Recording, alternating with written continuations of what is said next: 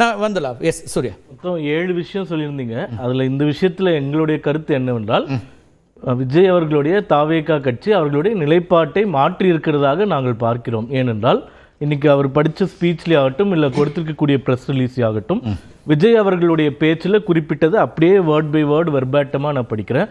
I therefore urge the union government to provide a clear legislative assurance that no state will suffer a reduction in its percentage of representation in parliament on its account of success in population stabilization.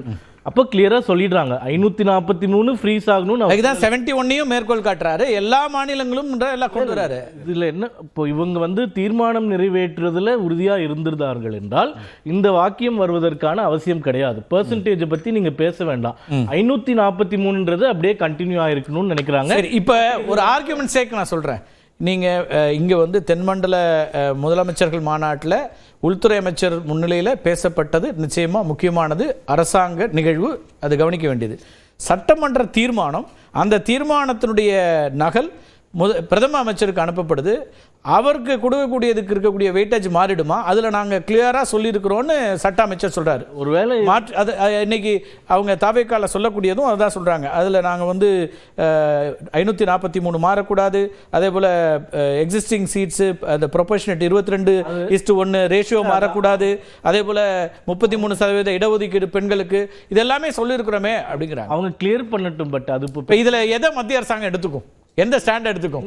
இல்ல, சட்டமன்ற தீர்மானம் பிரதமருக்கு போயிருக்கு, இங்க உள்துறை அமைச்சர் முதலமைச்சர் பேசியிருக்காரு அப்படின்னு கருத்து. அவங்க அப்படி கேட்கறது காங்கிரஸ் கட்சியினுடைய அழுத்தத்தால் அப்படின்றது எங்களுடைய பார்வை. ஏனென்றால் ஹபீஸ் அவர்கள் பேசும்போது சொன்னாங்க, காங்கிரஸ் கட்சியும் முதல்ல அதுக்கு பேசினாங்கன்னு ஒத்துக்கிட்டாங்கன்னு சொன்னாங்க இல்லையா, பாராளுமன்றத்திலே நடந்தது. இன்னைக்கு டிகேஎஸ் 543 தான் சொல்லியிருக்காரு. இல்ல காங்கிரஸ் கட்சி சொல்றேன், பாராளுமன்றத்தில் இந்த பில் டிஸ்கஸ் பண்ணும்போது நம்ம கேசி வேணுகோபால் என்ன கேட்கிறார் அமித்ஷா அவர்கள் கிட்ட, 50% ப்ரொபோர்ஷனேட் இன்க்ரீஸ்னா இந்த பில்லில் இதை சேர்த்து இப்ப கொடுக்க முடியுமா அப்படின்னு கேட்டார். அமித்ஷா உடனே கொடுக்குறேன்னு சொன்னார். அப்போ அவங்களும் அப்ப கன்சிடர் பண்ணாங்க. இப்போ பின்னாடி மற்ற விஷயங்கள் கன்சல்ட் பண்ணிட்டு வேணான்ற நிலைப்பாட்டு எடுத்திருக்காங்க. அதற்கு டிவிக்கே உடன்படுகிறதோ அப்படின்றது எங்களுடைய பார்வை.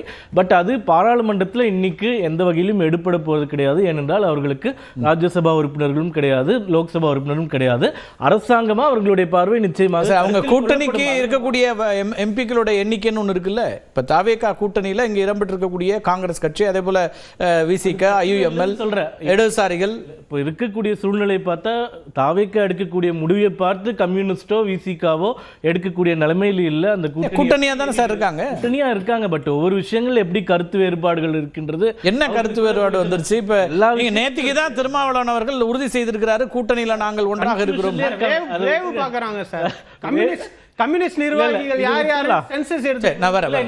இத பேசு.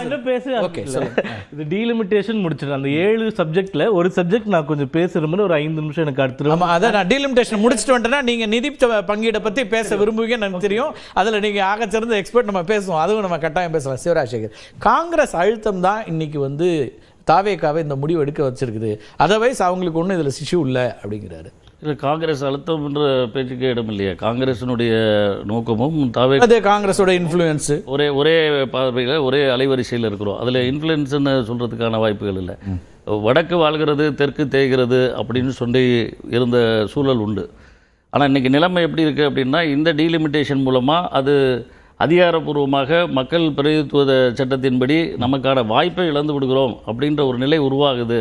அப்படின்றப்ப அதை தடுக்கக்கூடிய மிகப்பெரிய பொறுப்பு தென்னகத்தில். நீங்க சொல்லுங்க, no delimitation or fair delimitation, உங்க ஸ்டாண்ட் என்ன? எங்கள் ஸ்டாண்டை பொறுத்தவரை 543, அது 1971 மக்கள் தொகை கணக்கீட்டின்படி இவர்கள் செய்தால் அதில் மிகப்பெரிய பாதகம் தென் மாநிலங்களுக்கு ஏற்படும், எங்களுடைய குரல் நசுக்கப்படும் அப்படின்றத முதல்ல ஏப்ரல் மாதத்திலேயே அதே ஸ்டாண்டா தலைவர் ராகுல் காந்தி முதல்ல அதற்கான எச்சரிக்கை மணியை அவர் தான் முதல்ல சொன்னார், இதில் யார் பாதிக்க போறாங்க அப்படின்னு. ஆக இந்த முறையில் சார் எச்சரிக்கை சொல்றதுல பிரச்சனையை சொல்றதுல எல்லாரும் ஒரே அளவுல தான் இருக்கிறோம், இருக்கிறாங்க எல்லா கட்சிகளும். அதுல சில அதுல சிலர் அதுல இப்ப இந்த நீட் மாதிரி இதுல ஒரு குழப்பம் வருது சார். பேன் நீட்டா அல்லது ஃபேர் நீட்டா, இப்படி அந்த மாதிரி இப்போ டீலிமிட்டேஷனும் நோ டீலிமிட்டேஷனா ஃபேர் டீலிமிட்டேஷனா அப்படின்னா நீங்கள் அதில் ஒரு காங்கிரஸ் கட்சி தேசிய கட்சி நாளைக்கு வந்து மத்தியில் ஆட்சி பொறுப்பில் வரணும்னா நீங்கள் தான் வர முடியும்னா உங்கள் ஸ்டாண்டு இங்கே முக்கியமாக இருக்குது. அது நாங்கள் ஃபேர் லிமிட்டேஷன் சொல்கிற அதே நேரத்தில் எங்களுடைய கருத்து இப்போ நாங்கள் 50%ன்றதை அவர் சொல்கிறத கருத்துக்கு எடுத்துக்கொண்டால் தமிழ்நாட்டினுடைய எண்ணிக்கை எவ்வளவா இருக்கும், உத்தரப்பிரதேசத்தினுடைய எண்ணிக்கை எவ்வளவா இருக்கும், 80-120 ஆகிற போது அவர்களுக்குள் ஓங்கி ஒழிக்கும். அவர்களுடைய வடக்குடைய ஒரே சதவீதம் தானே இருக்கும். ஒரே சதவீதம் அப்படின்னு சொல்றதை ஏற்றுக்க முடியாது. எண்ணிக்கை அடிப்படையில் அவர்களுடைய இது அதிகமாக இருக்கும், அவர்களுடைய ஆளுமை அதிகமாக இருக்கும். அங்கே இப்பயே நமக்கான பேசுகிற நமக்கான வாய்ப்போ குறைந்து கொண்டிருக்கிறது. அந்த மாதிரி நேரங்களில் பிற மாநிலங்கள் அது மாதிரியான எண்ணிக்கை அதிகப்படுகிறது. இன்னைக்கு முதலமைச்சருடைய உரையில அவர் என்ன சொல்லியிருக்காருன்னு நீங்க பாக்குறீங்க, காங்கிரஸ் கட்சி அந்த உரையை எப்படி பாக்குது? ஏன்னா இவங்க எல்லாம் வந்து அது அவருடைய நிலைப்பாட்டில் கொஞ்சம் மாற்றம் இருக்கு, அவங்க வந்து முன்னாடி சட்டமன்ற திருத்த நிலைப்பாடு வேற இது வேறன்னு ஒரு விமர்சனத்தை வைக்கிறாங்க. காங்கிரஸ் கட்சி அது அவர்களுடைய சரியான புரிதல் இல்லை அப்படின்னு தான் சொல்ல தோணுது எனக்கு. ஏன்னு கேட்டால் அதுல இருக்கு அவருடைய கருத்துல வந்து உறுதியா இருக்கிறாரு. 543 அப்படின்ற அந்த நம்பரை சொல்லலைன்ற அந்த ஒரு லைனை வச்சுட்டு நீங்கள் சொல்கிறீங்க. அவர் சட்டமன்றத்திலே இந்த தீர்மானம் நிறைவேற்றப்பட்டு அது வந்து அனுப்பி வைக்கப்பட்டிருக்கிறது. அதுதான் தமிழ்நாட்டினுடைய குரல். அந்த குரலை தான் நீங்கள் எடுத்துக்கணும். இன்னைக்கு அவர் பேசியிருக்கிறத பொறுத்தளவில் அவர் எங்கேயும் டிவியேட் ஆகலை. இன்னும் சொல்லப்போனால் அவருடைய தன் நிலையில் உறுதியாக இருக்கிறார். அதை தன் கருத்தை அழுத்தி அது எல்லா மாநிலங்களுக்குமான உரிமையை சொல்வதில் அவர் அதிக கவனம் செலுத்தியிருக்கிறார் அப்படின்னு வேணா நம்ம எடுத்துக்கலாம். தேசிய பார்வையோட இருந்திருக்காரு அப்படிங்கிறீங்க. தேசிய பார்வை ஏற்கனவே திரு மு.க. ஸ்டாலின் அவர்களும் தமிழ்நாடு முதலமைச்சராக இருக்கும்போது சொல்லி சிவபிரியன் எஸ் நீங்க அது அப்படியே சொல்லல. நான் அதுக்கப்புறம் நிதி சிக்கலுக்கு வரேன். உங்க பாயிண்ட் ஆஃப் வியூ என்ன இருக்கு இதுல வந்து ஒரு அதுக்கப்புறம் இப்போ சட்ட அமைச்சர் ஒரு கிளாரிஃபிகேஷன் கொடுக்குறாரு. அப்புறம் தாவேக்காவோட ஐடி விங்ல இருந்தும் அதை கிளாரிஃபை பண்றாங்க. எந்த மாற்றமும் இல்லை, ஒரே நிலைப்பாட்டில் தான் இருக்கிறோம், தவறான தகவல்களை பரப்ப வேண்டாம் அப்படிங்கிற வரைக்கும் அவங்க தகவல்களை யாருமே தவறான தகவலே பரப்பலையே. சிஎம் என்ன அல்லது தவறான புரிதல் வேண்டாம்ங்கிறாங்க. இல்ல புரிதல்லாம் ஒண்ணுமே இல்லை. 1971 சென்சஸ் படி இருக்கிற டீலிமிட்டேஷன் ஃப்ரீஸ் 2026 முடியுது. நீங்க அந்த டீலிமிட்டேஷன்ல எடுக்கக்கூடிய நடவடிக்கைகள்ல எங்களுடைய 7.18% மாறக்கூடாது அப்படிங்கிறது முதலமைச்சர் சொல்றாரு. ஆனா அன்னைக்கு சட்டமன்றத்துல 7.18 பத்தியும் பேசல, எதை பத்தியுமே பேசாம 543ங்கிற இடத்துல மட்டும் இருந்தாங்க. இன்னைக்கும் அவங்க ஸ்டாண்ட் 543 மட்டும்னா அதே பேசியிருக்கலாம். இந்த ரெப்ரசன்டேஷன் குறையக்கூடாது அப்படிங்கிற பாயிண்டே வரலையே. 543ல நீங்க ஃப்ரீஸ் பண்ணிட்டீங்கன்னா there is no question இல்ல.